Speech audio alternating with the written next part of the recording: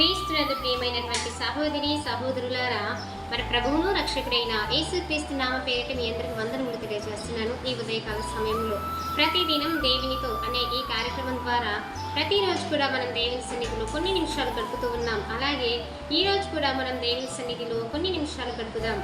ప్రియులారా, పరిశుద్ధ గ్రంథంలో నుండి 34వ కీర్తన 13వ వచనం చదువుకుందాం. చెడ్డ మాటలు పలుకకుండా నీ నాలుకను, కపటమైన మాటలు పలుకకుండా నీ పెదవులను కాచుకొను. ప్రియమైనటువంటి దేవుని ప్రజలారా, ఈరోజు దేవుడు మనకు జాగ్రత్తగా ఉండమని చెప్తూ ఉన్నాడు. చెడ్డ మాటలు పలుకకుండా నీ నాలుకను, కపటమైనటువంటి మాటలను పలుకకుండా నీ పెదవులను కాచుకొను అంటున్నాడు. మరి ఈరోజు దేవుడు చెప్తూ ఉన్నాడు, కపటమైనటువంటి మాటలు పలుకకుండా, చెడ్డ మాటలు పలుకకుండా నీ నాలుకను కాపాడుకొను అంటూ ఉన్నాడు. మరి ఎందుకు దేవుడు ఈ మాట అన్నాడు అంటే, ప్రతి ఒక్కరిని దేవుడే సృష్టించాడు. ఆయనే తన ఊపిరి చేత మనల్ని బ్రతికించడం జరిగింది. మరి దేవుడు చెప్పినటువంటి మాటలను ఎవరైనా వింటున్నారా? నీకు ఈరోజు దేవుడు నీకు అవయవాలన్నీ సక్రమంగా ఇచ్చాడు. మరి వాటిలోనే నాలుకను కూడా నీకు ఇచ్చాడు. మరి నాలుకనిచ్చిన దేవుడు మరి ఆయన నీ నుండి ఏం కోరుతూ ఉన్నాడు? నీకు నాలుకనిచ్చింది ఎందుకు? నీకు నోటిని ఇచ్చింది ఎందుకు?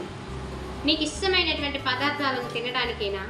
నీకు ఇష్టమైనటువంటి విషయాలను గురించి మాట్లాడడానికేనా అని నీవు అనుకుంటున్నావేమో. అది కాదే కాదు.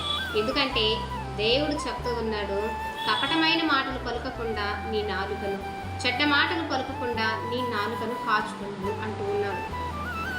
ఈ నాలుక అనేటువంటిది భయంకరమైనటువంటి అవయవం. అది చిన్నదే, కానీ అది అగ్ని వంటిది, అది కత్తి లాంటిది. ఎంతటి మాటలనైనా సరే మాట్లాడేయగలదు, ఎంతటి పరిస్థితినైనా కానీ గందరగోళంగా మార్చగలదు, ఎంతటి ఇబ్బంది పరిస్థితి అయినా కానీ క్షణాల్లో తేగలదు. అందుని బట్టి దేవుడు ఏం చెప్తూ ఉన్నాడంటే, నీ నాలుకను కాచుకును అంటూ ఉన్నాడు. చెడ్డ మాటలు పలుకకుండా, కపటమైన మాటలు మాట్లాడకుండా నీ నాలుకను కాచుకును అంటూ ఉన్నాడు. నీవు ఏవైనా చెడ్డ మాటలు పలుకుతూ ఉన్నావేమో, అయితే వెంటనే వాటిని మానుకో. దేవుడు చెప్తూ ఉన్నాడు, చెడ్డ మాటలు పలకొద్దు అని చెప్పేసి. కపటంగా మాట్లాడుతున్నావేమో, కపటమైన మాటలు మాట్లాడొద్దు అని చెప్తూ ఉన్నాడు. ఈ నాలుక ఘోరమైనటువంటిది, ఇది అగ్నితో సమానమైనది. కాబట్టి చిన్న అగ్ని ఎంతటి గొప్ప అడవినైనా తగలబెడుతూ ఉంది. అలాగే చిన్న మాట ఎంతటి బంధుత్వాన్నైనా తెగొడుతుంది, ఎంతటి స్నేహితులైనా తుంచి వేస్తుంది, ఎంతటి నమ్మకాన్నైనా కూడా పోగొట్టేలా చేస్తుంది.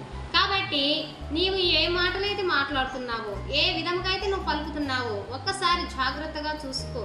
నీకు దేవుడు నాలుకని ఇచ్చింది మంచి మాటలు పలకమని, దేవుని స్తుతించమని, దేవుని ఆరాధించమని, ఆయనను ఘనపరచమని దేవుడు నీకు నాలుకనిచ్చాడే తప్ప నీవు చెడ్డ మాటలు పలకమని, కపట మాటలు పలకమని, బూతులనైనను సరస్వతులనైనను వాడవద్దని చెప్పడానికి. అంతేగాని ఆ నోటితోటి చెడ్డ మాటలు పలుకుతూ, కపటమైన మాటలు పలుకుతూ, మోసపు మాటలు పలుకుతూ ఇలాంటివన్నీ నువ్వు పలికేవంటే దేవుని దృష్టిలో నువ్వు చెడ్డదానివి, చెడ్డవాడివి. కాబట్టి దేవుడు అలాంటి చెడ్డ మాటలు పలకకుండా నీ నాలుకను కాచుకుంటున్నాడు. కపటమైన మాటలు పలుకకుండా నీ నాలుకను కాచుకొనిము అని చెప్తూ ఉన్నాడు. కాబట్టి ప్రియులారా, మీరు ఏం చేయాలి అంటే చెడ్డ మాటలను పలకొద్దు. ఎవరైనా సరే చెడ్డ మాటలు మిమ్మల్ని పలికినా కానీ సరే వారి గురించి మీరు ప్రార్థన చేయండి. అంతేగాని ఎదురు తిరిగి ఏమాత్రం కూడా మీరు వారికి జవాబులు చెప్పొద్దు. ఎందుకంటే ప్రార్థన చేస్తే దేవుడే నీ పక్షాన కార్యం జరిగిస్తాడు. నీకు ఎంతటి బాధను నువ్వు అనుభవించావో అంతటి సంతోషాన్ని ఇవ్వడానికి ఆయన సిద్ధంగా ఉన్నాడు.